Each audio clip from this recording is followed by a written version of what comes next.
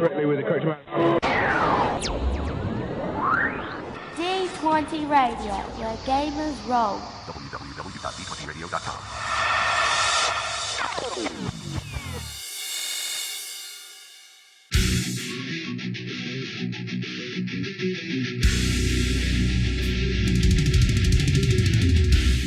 Welcome to Me and Steve Talk RPGs, a podcast where me and my friend Steve try and help you get the most out of your role-playing game experience.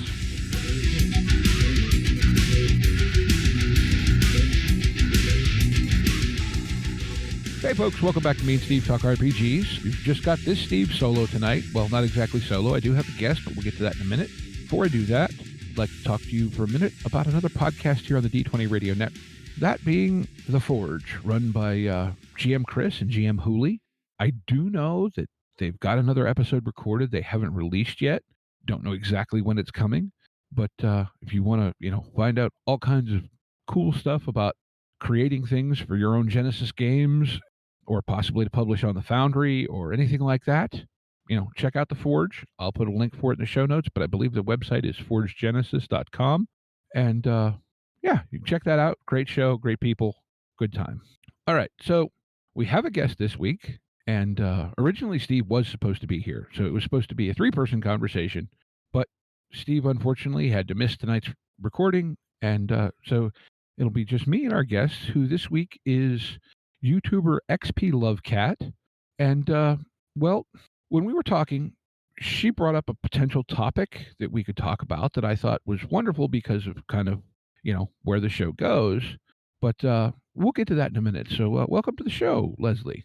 Thank you so much. I'm happy to be here. Yeah, thank you for taking the time to join us. So I guess, if anyone hasn't seen your channel, I've watched a little bit of it. I watched way too many things on YouTube for my employer's liking, but you want to give people, who may not have heard of you or found your stuff, a brief kind of overview of what you do in general? Yeah, of course. So my YouTube channel is all about role-playing games. I do GM advice, player advice, and then I also talk specifically about different systems. Primarily right now, I mostly talk about Call of Cthulhu and Cyberpunk Red. Those are kind of my top two role-playing game systems. But I have played a ton, and I have a backlog and ideas of other systems that I want to bring to the channel. And then in addition to that, I also do scenario reviews. So anyone that's pre-written scenarios, I walk through. It's kind of like half of a review and half of, here are my tips to actually make this better at the table. Like, what do you actually need to run this scenario successfully? So yeah, that's kind of what I do on my channel. Cool. Both of those systems are very, very good. Steve and I are both big fans of Cyberpunk Red, 2020 before it, and that whole genre in general. Yes. And we both like Call of Cthulhu. My preferred flavor in that kind of genre is actually currently Delta Green. Okay. But yep. It's not the same game, but it's awful darn close. It's pretty close. And I think, in all honesty, you could take almost any scenario for either game and run it in the other system rather painlessly. Yes. So I'll let you introduce the topic, because I don't know, we don't normally do that, and it seems like fun, and you broached the idea initially. So what are we talking about this evening? Today we're going to be talking about the benefits of playing different role-playing game systems. So I think in having experience dabbling in a lot of different systems, I've really appreciated the opportunity to do that. And I wanted to talk about maybe why you could consider doing that and what the benefits are. Cool. Well, that's a subject near and dear to Steve and I's heart, because both of us own way too many different game systems. And I'm not even going to try and count the number that are sitting here around my desk, because I might be in double digits that I can reach without moving my chair. Okay, that's and a that lot. Doesn't count my PDF library. Oh yeah, we don't talk about the PDFs. No, we don't speak about the PDFs, because am I the only one that forgets you own things on PDF? No, I often do forget that as well. I've actually gotten in the habit of checking first, though, before I rebuy something. The one day I'm scrolling through my library on drive-through, and I went, I own that? I don't remember that. But yeah, I mean, I think it is, it's a really cool idea. And I'm sure, most of our regular listeners are already playing a lot of different games. But I felt like it was also a good thing, most of those of us who like to play different games always have that problem of getting your friends to play the other games with you. Yes. And so I figured if nothing else, this could be a great episode for you to point those friends at and go, here, this is why you should play this with me. Yes. But I think, and I'm sure this is somewhere in your list of things here, playing different systems also can help you so much as a GM because it just gives you different ways to see things. But before I steal all your thunder, do you have, because notoriously Steve and I just fly from the seat of our pants and have no outlines and whatever. So if you have what, I don't want to jump the shark and and run off down a track ahead of you. But did you have anywhere in particular you wanted to start with that? No, I think that's a great place to start. I mean, I have several ideas, but we'll get to them. I don't have any prioritization order in which we should talk about them. Okay, Um, cool. so I think as a game master, there's a couple things that I've noticed with playing different systems. The first is actually being able to pick up on rules more quickly, like having exposure to different mechanics and different ways that the different games work. I feel like it's easier for me to catch on, and it's also easier for me to remember like specific rules because I just have more exposure and more experience with them. Mhm. So I think that's one thing for game masters, but it's also an expansion of your creativity and like having exposure to all different genres and tones, and the way that you approach the game can help you bring different things to the table when you have a range of experience. Mhm. No, yeah, I mean, I think that's a thing, and I think too, different systems kind of emphasize different elements of the game, Yeah. and having that knowledge of other systems either can give you, "Okay, I'm gonna borrow this mechanic from this system and put it in the one we're playing," or you can say, "Okay, I've got this story I wanna tell. I wanna use this system because it does the thing I want to bring out in the story." Yep. And you might have to do some rework to get your setting and the system jiving, but, you know, different things I've heard, like the panic dice from Alien, I hear a lot of people just rave over. Hmm. So that might be something you could figure out a way to steal and put into another game system. Off the top of my head, I can't quite think of an easy way with a lot of systems, but some. Another one is like I've heard people use bardic inspiration in other systems because they just like that like extra bonus. Mhm. Yeah, different stuff, or the clocks from, the Forged in the Dark games, Hmm. Blades in the Dark, whatever. A lot of people will steal those and use them any number of things like that. The advantage mechanic from D&D is, Yeah. I think does 7th edition Call of Cthulhu officially adopt that, or do a lot of people just use it?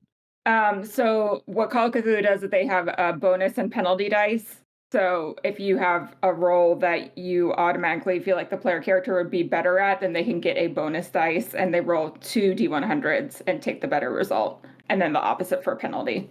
Okay, so yeah, they're calling it something else, but it's Exactly. yeah, because there's so many, and I remember when we interviewed Jay Little, the game designer, he talked about, his collection of games, and he said how so many of them, he said it's not that the whole game is the greatest thing ever. He said, but almost Mm. every game you ever pick up, and he does a lot of board game design and stuff too, so he has, huge collection of everything.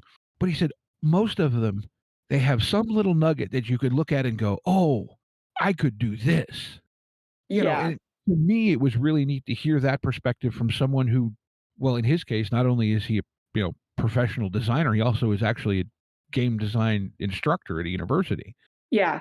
It's interesting that you say that actually because I am going back to Cyberpunk Red. This game, I one of the elements I don't like about it is that there's so many skills.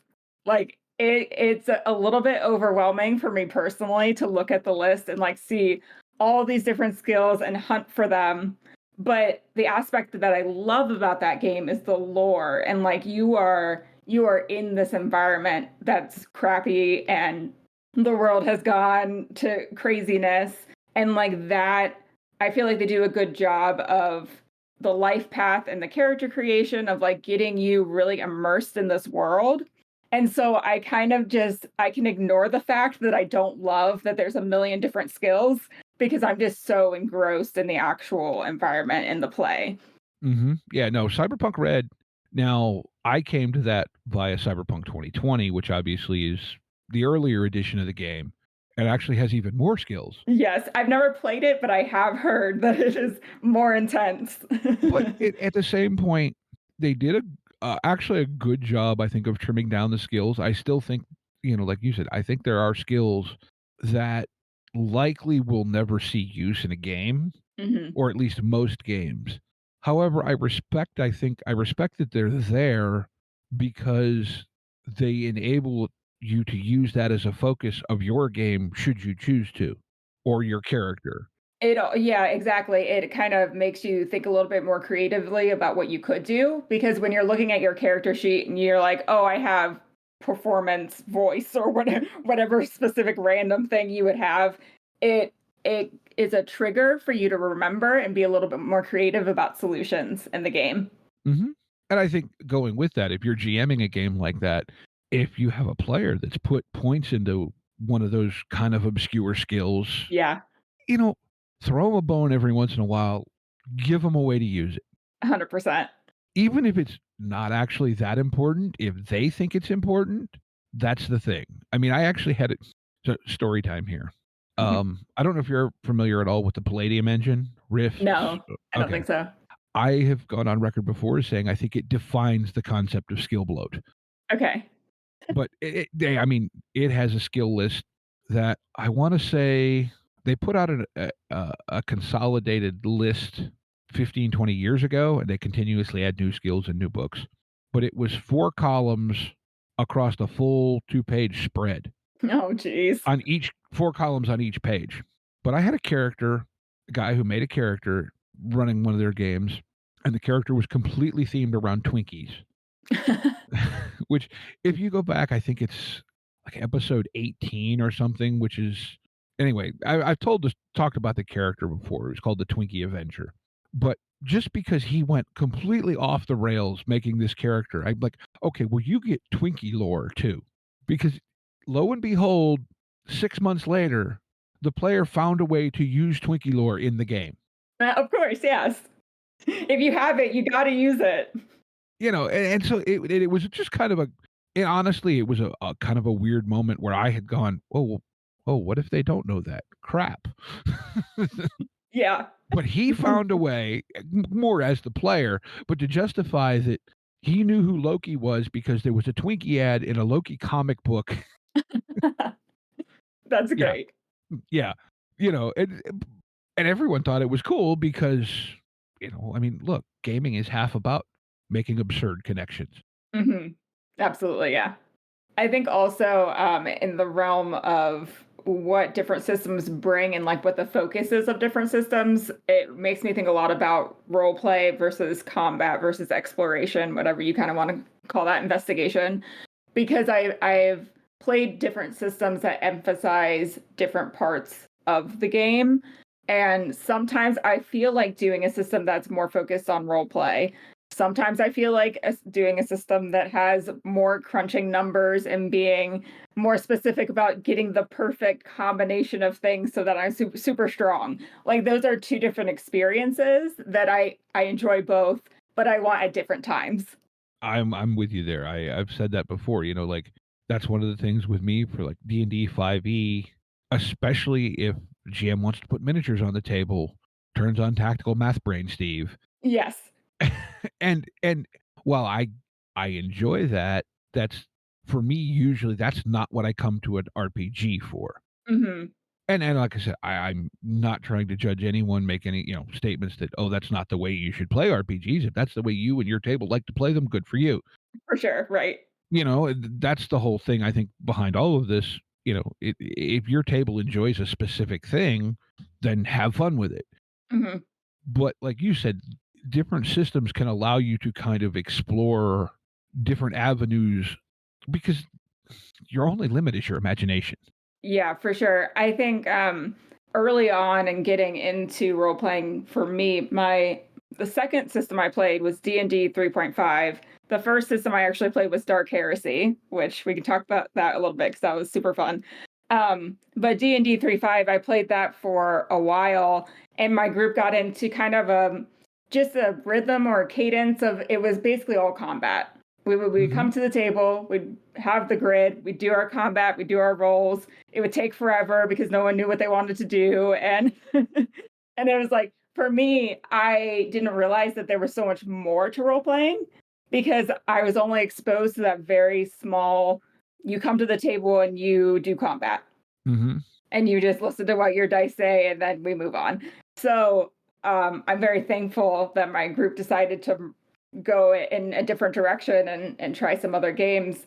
But I think it can be helpful to just see the different side of what is out there to see what you end up liking more. Because for me personally, I'm similar to you. I tend not to do more of the heavy combat battle map style games just because it doesn't jive with me as much as the role play free imagination does. Yeah, I mean, and I've mentioned this, I think, recently on a different episode, but recently the group that we have that gets together on Monday nights online and we play a variety of stuff, but we've played a couple of like little like games actually from the 200 word RPG challenge. And I know a younger me would have looked at those and went, that can't be a whole game. There's no rules. Right, Or there's not enough rules. And maybe some of it is that I'm now way too many years older than I was then, but they've been really, really fun because what they usually do in those 200 words is they give you a really strong theme, and then you just all get creative based off the theme. Yeah, it's similar to like a writing prompt. It's like, yeah, here you go, run with it. You know, like we played one, it was called, what was it called? Heavy Metal Wizard Sorcerers. And you had a bunch of these keywords that you assign a value to. Okay. That are all, based off of, various things that you would, thunder and ice and fire, common, we'll say, lyrical themes and a lot of, classic metal music. And then you would combine 3 of them to try and cast a spell. Okay. And it was just, and you got to describe what it looked like and that was the rules of the game. Yep. But, so what the guy who was GMing it did was he then made a counter thing to that was the pillars of pop. And so ended up we were trying to disrupt a Taylor Swift concert. Which, like I said, it was just, it was all good fun. And of course, like 2 or 3 of us are like old school metalheads. And then we have the one person who is younger and listens to a lot of modern pop. And so it was just kind of, there was also a lot of fun at the table because of different people's experience levels. But like I said, they're 200 word game. There's almost no rules. Yeah. But we had so much fun with it. Did you successfully disrupt the Taylor Swift concert? Yes. Okay, good. we did, but Pink got involved, and then she was initially on the pop side, and then she came over to the metal side, and yeah, it was pretty wild and crazy. Love it. If I remember, she somehow launched into a cover of Ronnie James Dio's "Rainbow in the Dark." So, I don't know how, everyone's musical taste, but that actually would be interesting, I think, if she did that. But anyway. Let's get a petition going. Oh, my. So, okay. So you can get different feels. You can learn different mechanics. Where else could we go with this? I mean, you can borrow mechanics. You can...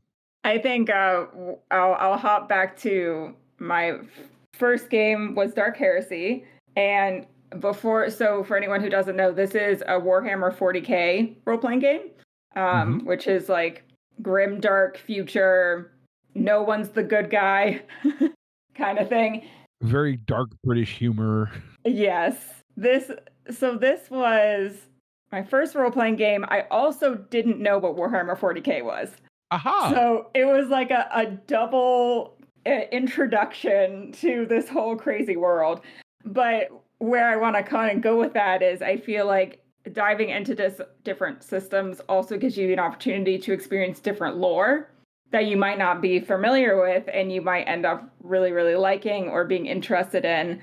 So I've had a lot of fun with different lore and also different time periods.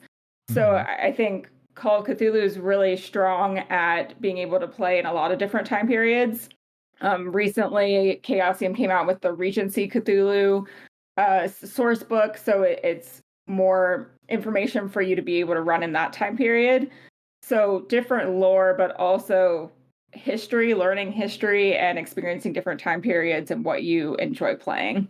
Yeah, I know a while ago we talked with Seth Skorkowski, Yes, and he said he thinks he's honestly learned more history researching for Call of Cthulhu games than he did in history class. 100%. Yes. um, and I don't know if you do, our listeners know I will launch into things that I picked up off of Ken and Robin Talk About Stuff, which is Ken Height and Robin D. Law's podcast.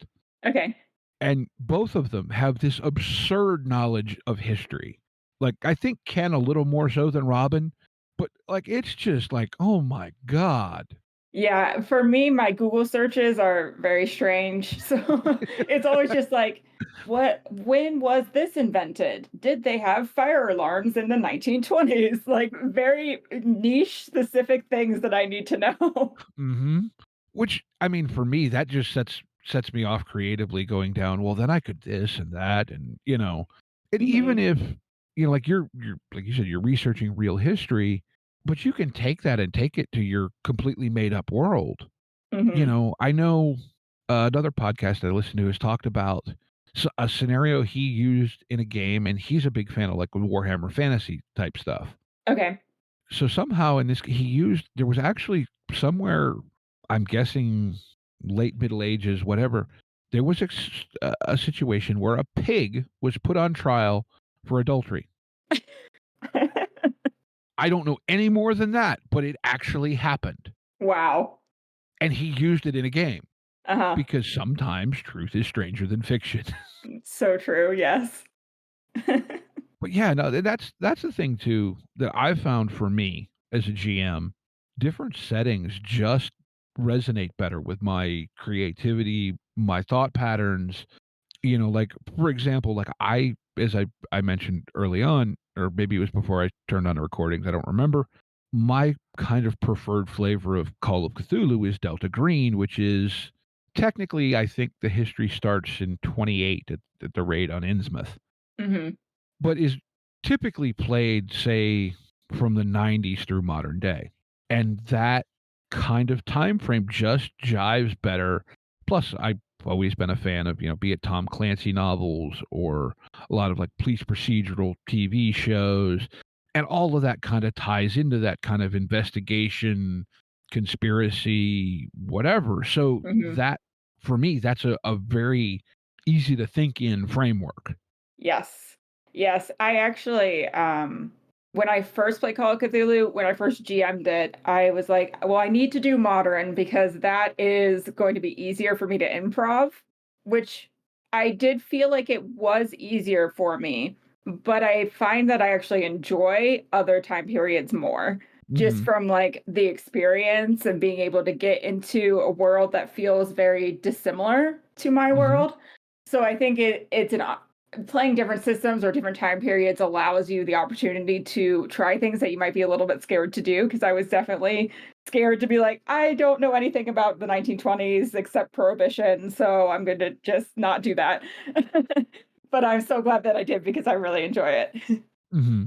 No, and yeah, exactly. I mean, it's you have people too, like Chris Spivey kind of explored some really, really intense themes with Harlem Unbound Hmm. and stuff like that. And I think that's the other thing is, you know, some of us play games to get away. Some of us play games to explore feelings or emotions that maybe we don't really know how to deal with in real life. Hmm. But a game can be an avenue to kind of do that and feel a lot safer doing it. Right, definitely. And I think that ties into, like you were saying, with the different time periods or systems and what they focus on or whatever. Yeah. Like Call of Cthulhu, look, most of us in our real life, if there's really weird, creepy noises in the basement of a strange old abandoned building, we're just GTFO. Yeah. I'm not going in there. But in Call of Cthulhu, it's fun to go see what they are, to see what strange and horrible things happen to your character. Yes. Yes.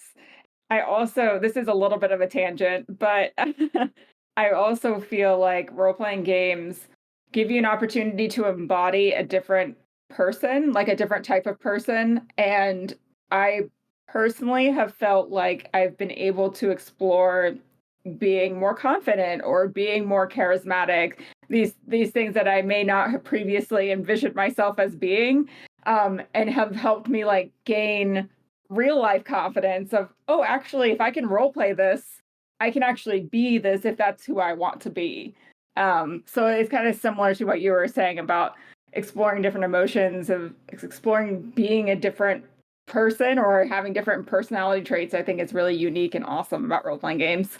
Yeah, yeah. And you know, again, certain game systems make different elements of that easier at times. I mean, everyone's familiar with 5th edition Dungeons and Dragons, and one of my big gripes with that is that character advancement is boring. Yeah. Yeah.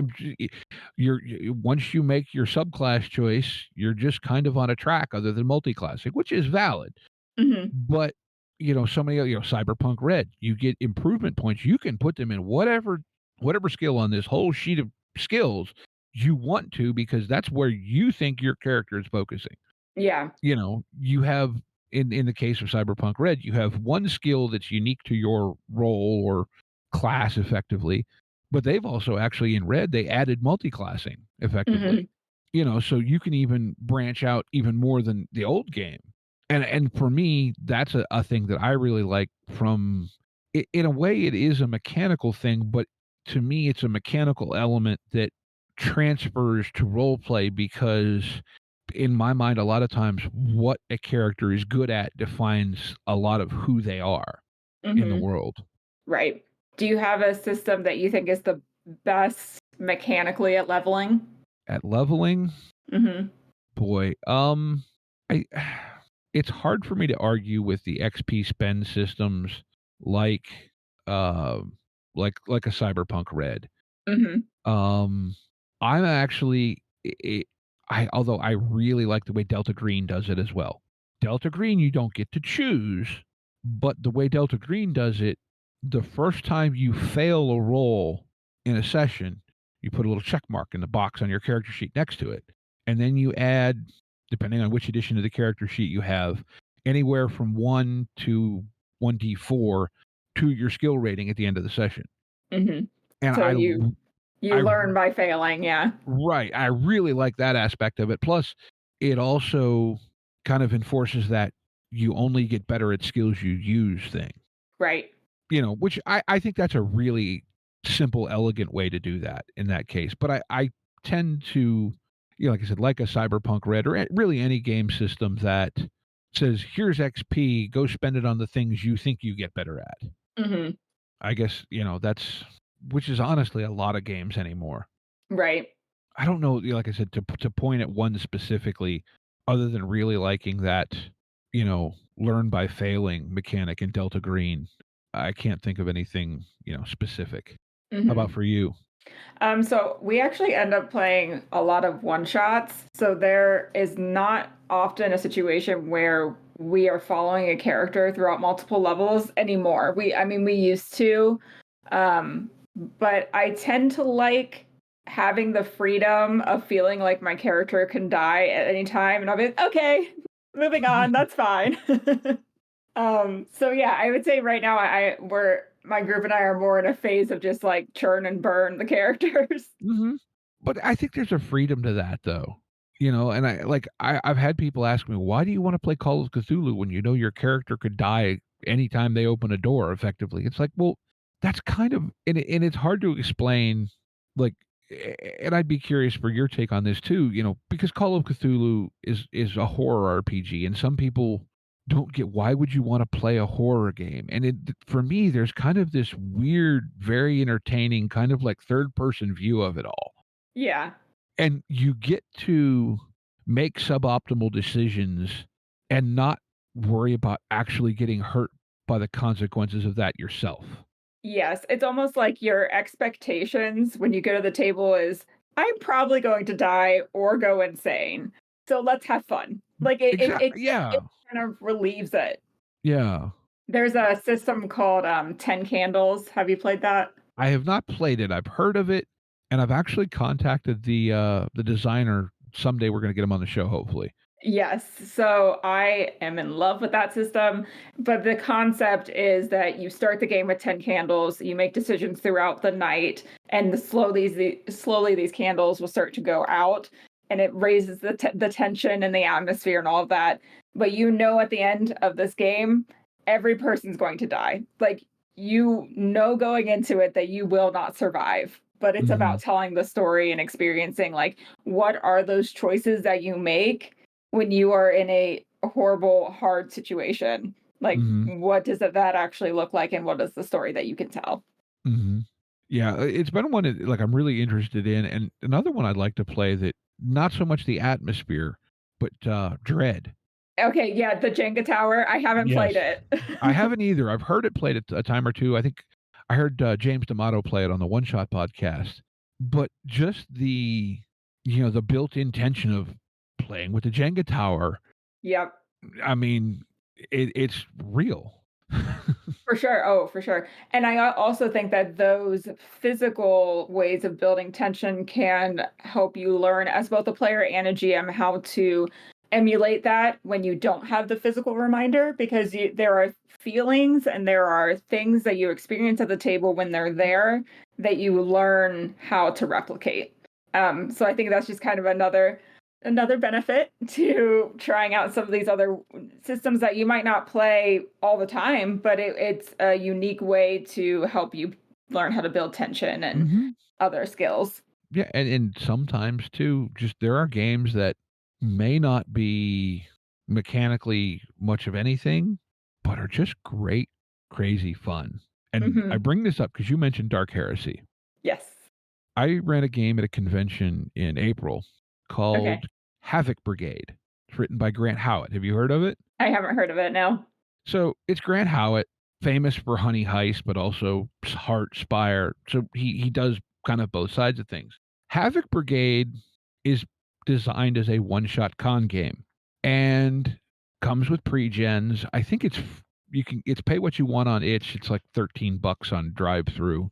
20 some pages, including all 6 pre-gens. One of the pre-gens, by the way, is 6 goblins. That's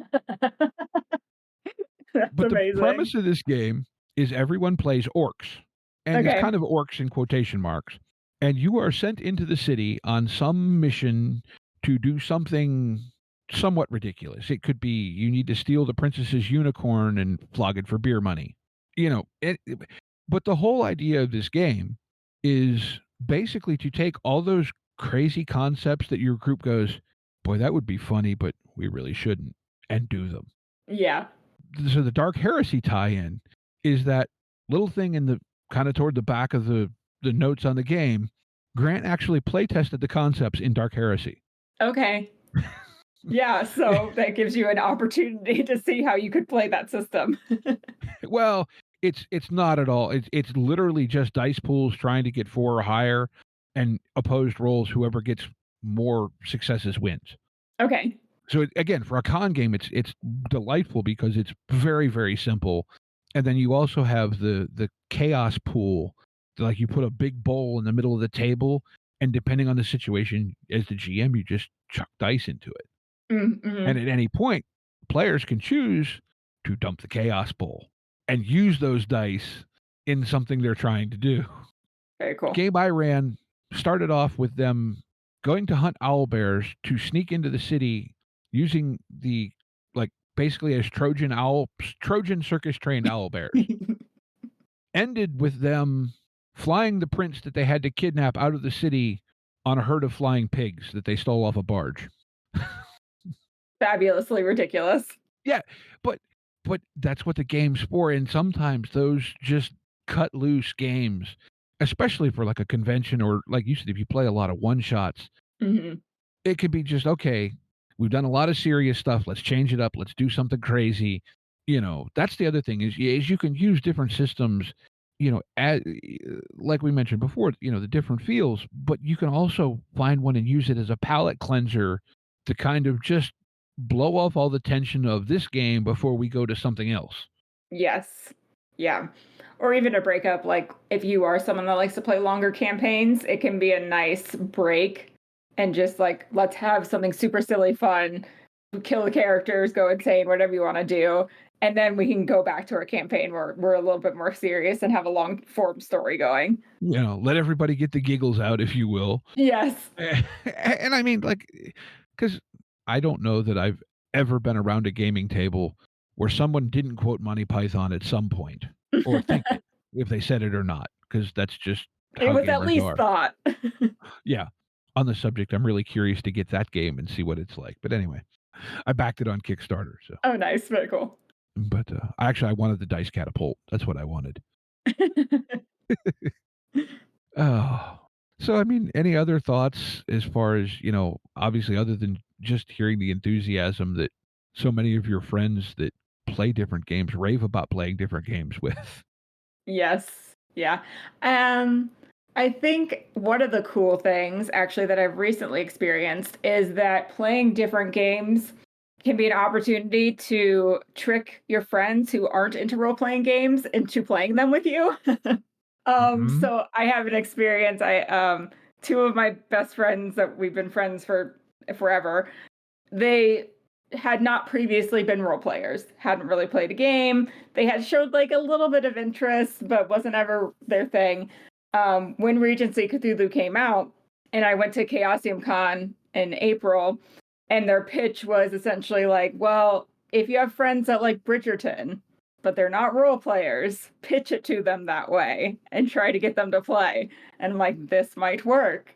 So so I pitched it to my friends. I was like, you know that show, Bridgerton? Well, let's play a game where we can pretend we're there. And so I got my friends who had never played a role playing game to the table to experience it for the first time because it was a setting that they enjoyed and it was something a little bit different. And so that was great fun to be able to bring people into the hobby because I chose to play a different system. Mhm. Yeah, that's well, I used that actually the last time I ran Cyberpunk 2020. I'm like, look, that now these were gamers already, but it was like, okay, what game system can I get them to play other than D&D? I'm like, well, Hmm. Cyberpunk 2077, the game that everyone's talking about that's Oh, just yes. about to come out. Y'all want to play the game that's based on? Yes. But like you said, and there are so many games out there for IPs now. I mean, Blade Runner and Lord of the Rings and Alien and I mean, throw a rock and you'll hit it, right? Star Wars is Hmm. obviously one of the ones that's been, Star Trek. Um, I just mentioned the Monty Python game, which is probably a little less serious. There's the Walking Dead game that's in development. The Avatar game that broke all the Kickstarter records, Mm-hmm. um, and so many more.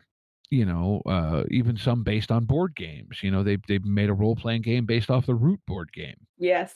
Um, like you said, that's the other thing. And in a lot of cases, yes, you could adapt that to whatever system you're already playing, probably. But in some cases, like, why do the work? It's already done for you. Right. You can just be creative. You don't have to come up with all the hard bits. Exactly. Make it a little bit easier on yourself. Pick something that's already in the realm.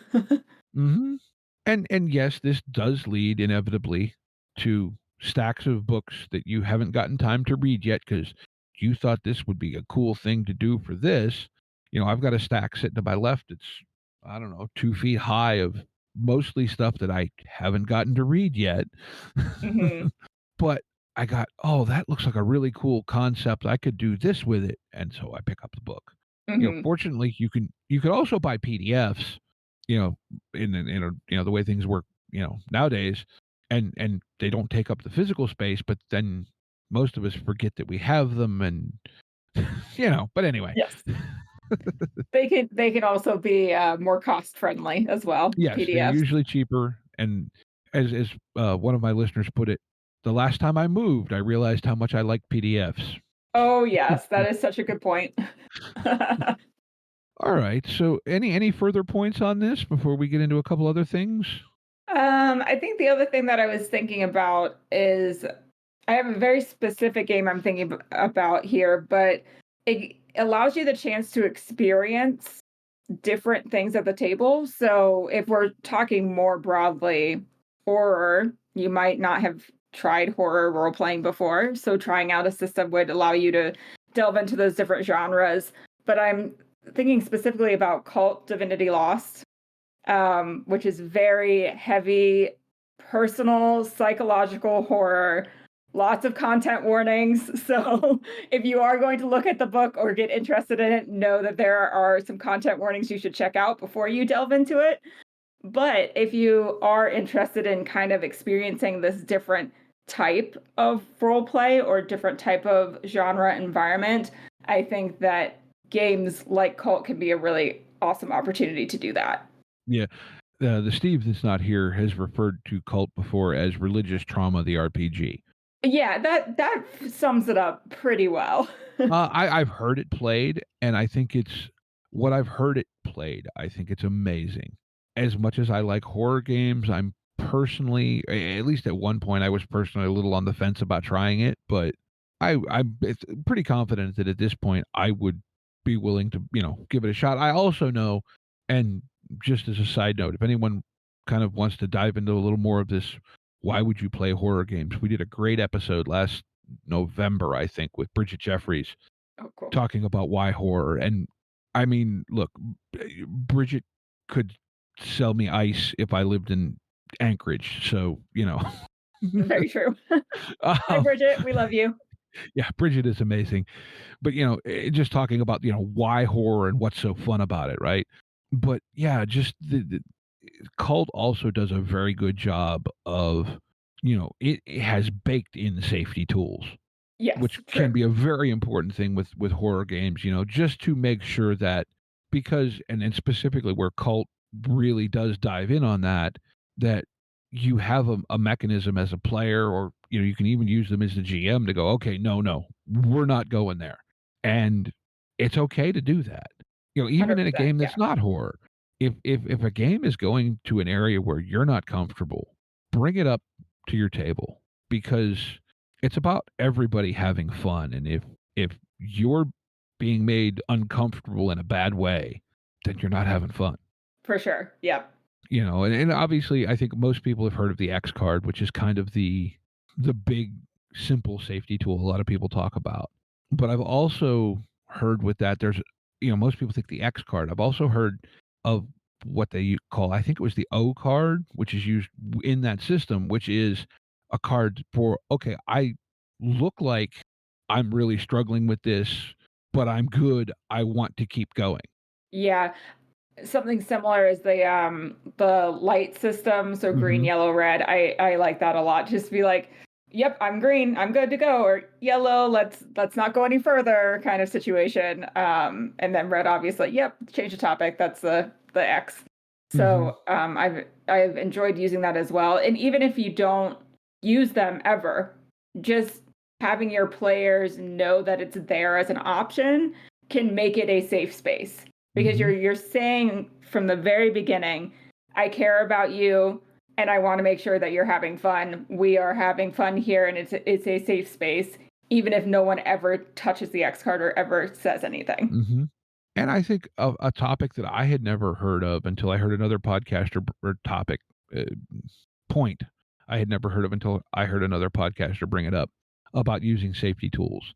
From the GM's perspective, it is actually, he said he finds it freeing as a GM to know that he has those safety tools in place so he doesn't have to put the thought into, am I pushing limits that I shouldn't because my players have the mechanism to say stop.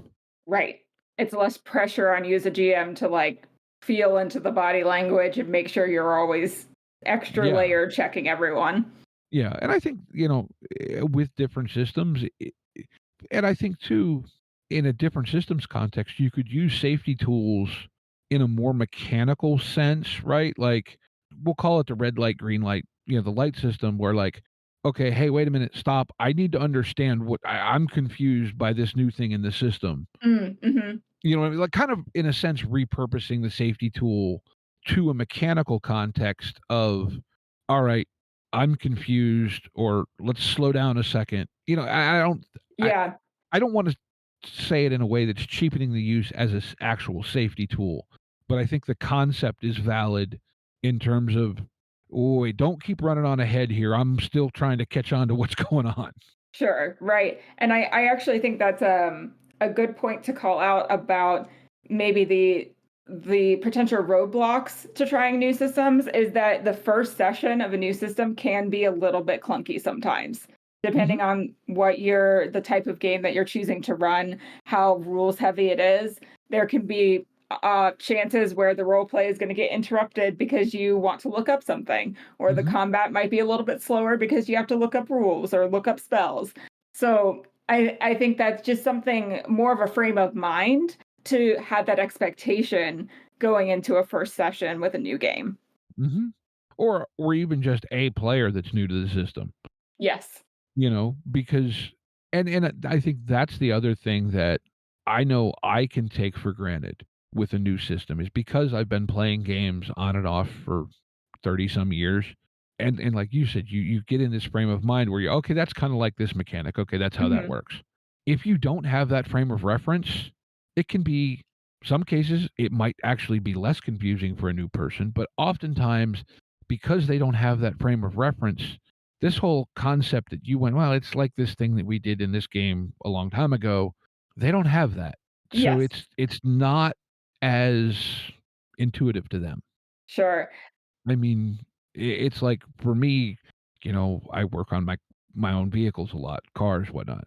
Well, okay, I've never taken apart a Toyota engine, but I've taken apart GM engines, Honda engines, and a Toyota engine isn't going to be the same, but a lot of, fundamental concepts are still the same. So I know that this thing has to be in this general area or whatever. Yep, you can find yourself the way around. Yeah, or you could relate that to, cooking or any number of things, or painting or music or whatever, but Hmm. yeah, I think that is a valid point, to keep in mind that everyone else may not know it as well as you do, and sometimes you gotta slow down. For sure. I was at a convention, I think it was Gen Con, which is in Indianapolis, and I was playing a Call of Cthulhu game with someone who had either they have not played role playing games before, or this was one of their first times playing it. And they didn't know what a D100 was. And I'm like, there's actually something really magical about that because I remember when I first got into role playing games, how foreign the whole concept was to me. And I'm like, what is a D4? Dice have six sides. I don't understand. That wasn't a problem in Dark Heresy. Right, exactly. So I think I just say that to be mindful of when you do have someone that is new, be very kind to them because you were once that person too. Yes. Yes. So, I don't know. I mean, I think we've gone around about that a decent amount here. Also wanted to give you a chance here. Obviously, you have the YouTube channel. I know from having heard you talk other places, you have some other things you do. So, Yeah. love to give you a few minutes to kind of just talk about your channel, anything else you do, anything else you want to shout out, anything like that. Thank you. Yeah. So related to conventions role playing, I am also on the Council of Shuggoths, which is a council that is organizing the Miskatonic Repository Convention in October. It is an online convention where we play Call of Cthulhu games and scenarios that individual authors have written and posted on the Miskatonic Repository. So it's a celebration of content creators.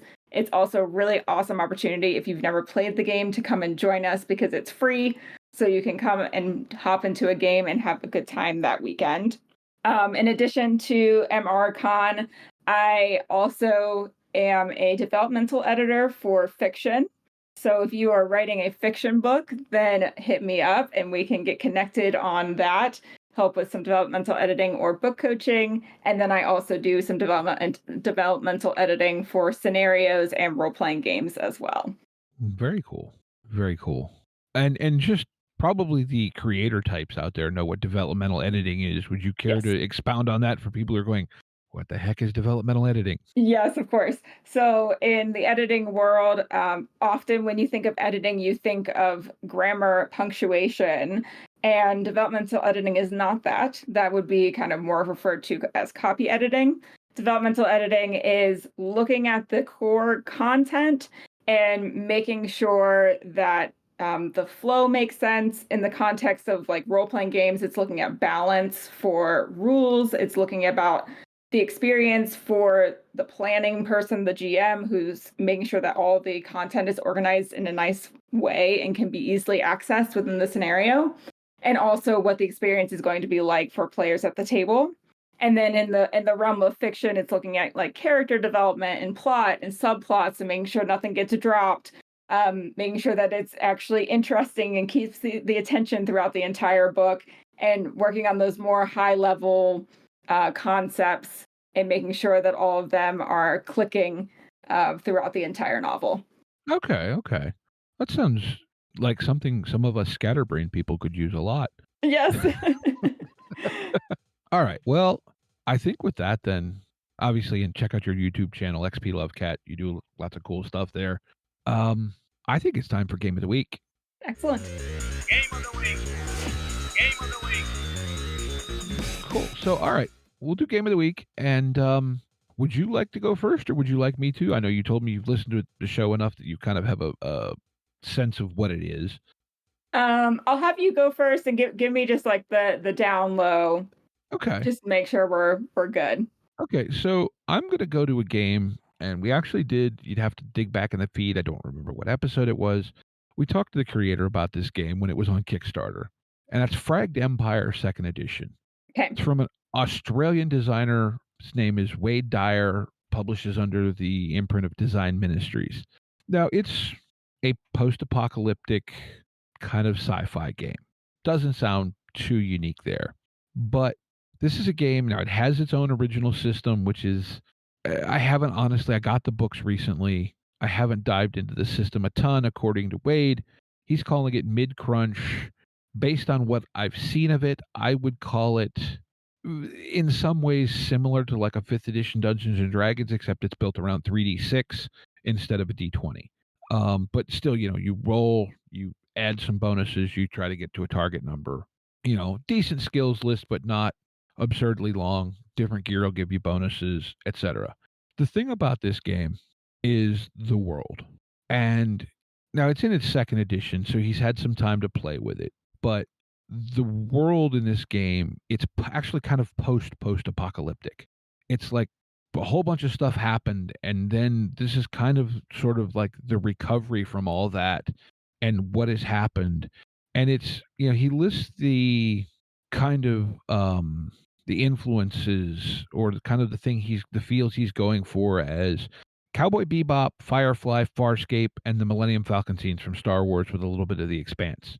But the thing that I want to say about this book is these are books that you could put on your coffee table. If you, I like I said, I backed the Kickstarter, but the art and the layout in these books, I mean, like showing Leslie here on the camera, It's beautiful. it is, and the interior art and the layout, I mean, is just I'm trying to find a good, just a good image to show you that will show up decently on the cameras. Yeah. The art and the layout, it's just, oh my gosh, are these books gorgeous? And I would, I've said before, his listing for the original Fragged Empire is the drive-through listing that I will forever judge every other games against. Uh-huh.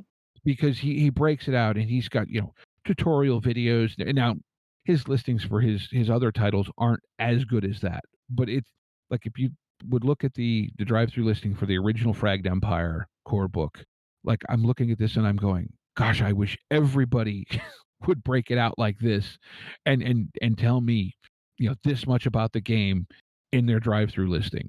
And the other thing about this is Wade has this really unique philosophy about world building.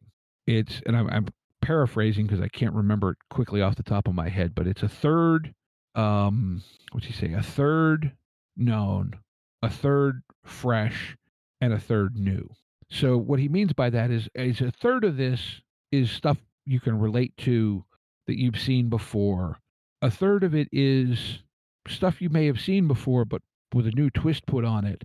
And a third of it is just brand freaking new, crazy stuff that you haven't ever seen before. And I feel like his, like the game has, the Fragged Empire has 8 core species, none of which are humans. Mm-hmm. In fact, humans no longer exist in the setting. Okay, very cool. So it is. So yeah, post-apocalyptic sci-fi where your people are just now returning to space following a century of hiding during the aftermath.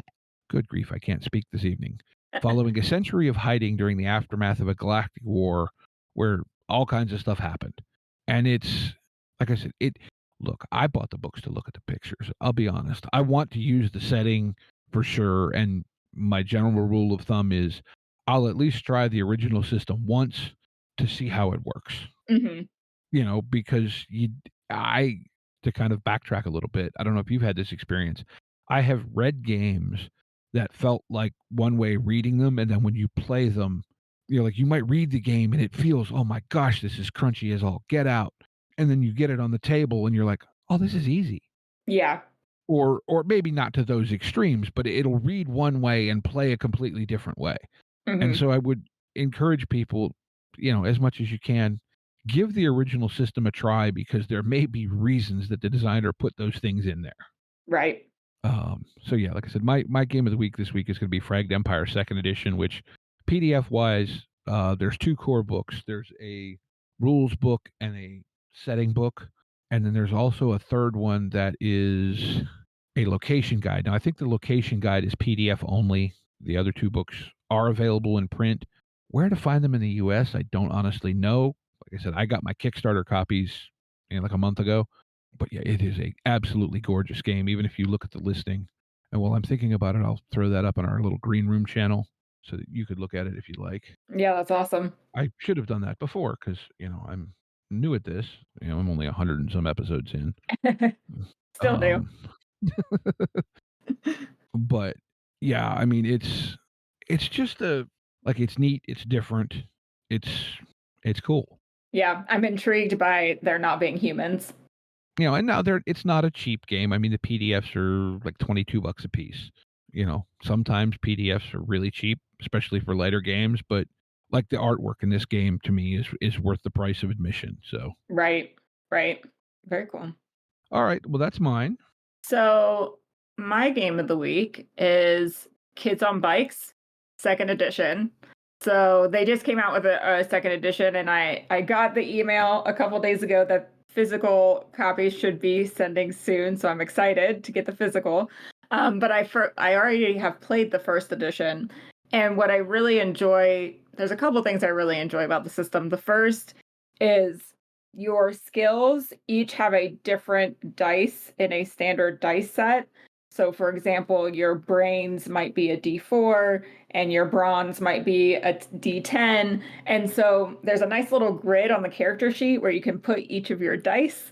And it just, cool. It's like super satisfying to me to be like, go ahead and roll your charm and like D8, and you just like go to your character sheet and pluck it off and then roll it. Cool. So yeah, it's really fun. I enjoy the mechanics behind it.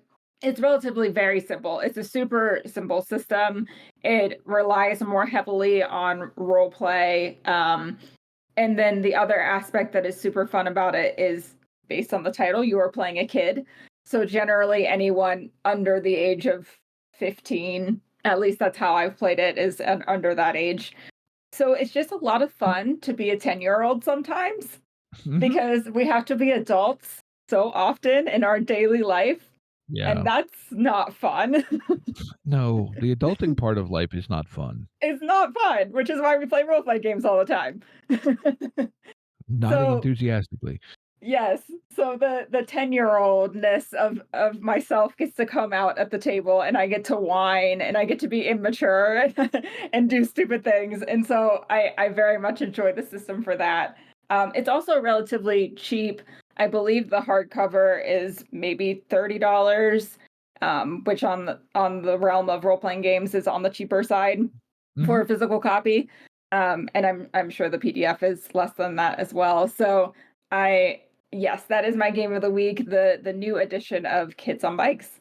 Cool, cool. And actually, I can tie this back into our topic today because we ran a game. Well, we played. One of our listeners ran it for us, and we released it as a short actual play on our feed here, a real short Monster of the Week thing. Mm-hmm. And he stole the setting creation setup from Kids on Bikes, and that's how we started our Monster of the Week. Okay. Very cool. So again, experimenting with different systems, you pull this over from here, and unless they've changed it with second edition, Kids on Bikes had a really neat setting creation thing where basically, much like a Powered by the Apocalypse game, you kind of go around the table and, okay, what's this cool thing about the town we're playing in, and then the next person gets to decide something else, and you even trade like within player characters of like, what does your character like most about that character or something. Right. So it starts to build relationships as well. Yeah. And I mean, that's something, and that is kind of at the core of a lot of these Powered by the Apocalypse games. But that is something I will wholeheartedly steal for dang near any game I run at this point. Is okay, we're gonna, what's the way that your character and your character have connected in the past? Those kind of things are just gold to steal from some of these smaller, lighter narrative games that can enrich any game you're playing. Mm-hmm.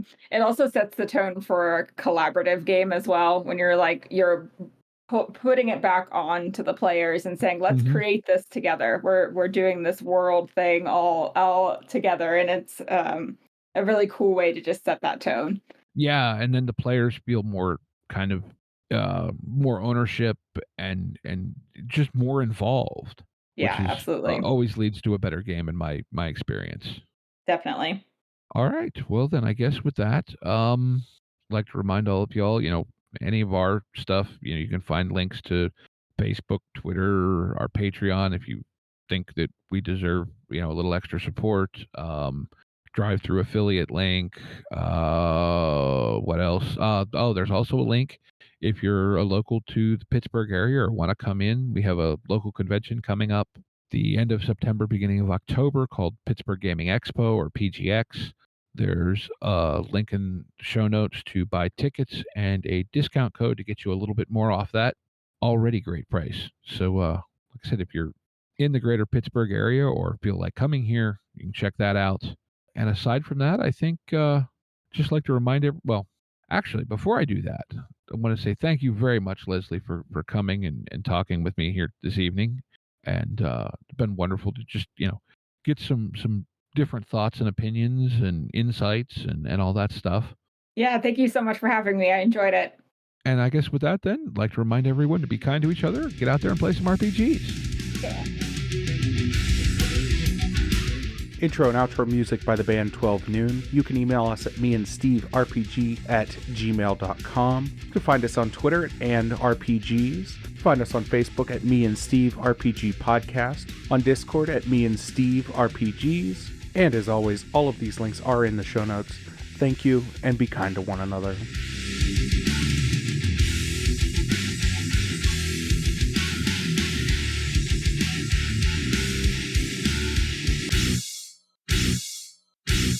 How much for the cigar? Cigar, $20, dog. You gotta go down the street to the store and buy that.